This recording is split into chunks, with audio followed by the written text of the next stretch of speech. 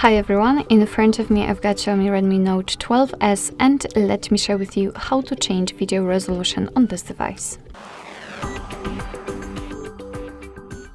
So first of all we have to enter the camera app, and right now we are in the standard photo mode, so we have to switch to the video one. Let's tap on it, and if it will be highlighted in this orangish yellowish color, and if you can see the red color inside the shutter button, for sure you're on the video mode.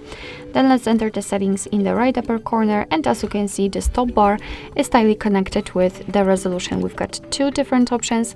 Currently we've got 1080p option applied with 30 frames per second. As you can see, this option is highlighted. So all we can do right now is to change it to 720p with the same amount of frames per second. And since it is highlighted, it simply means that it has been applied, so from now on your device will record the videos in chosen resolution. Alright, so that will be all. Thank you so much for watching. I hope that this video was helpful, and if it was, please hit the subscribe button and leave the thumbs up.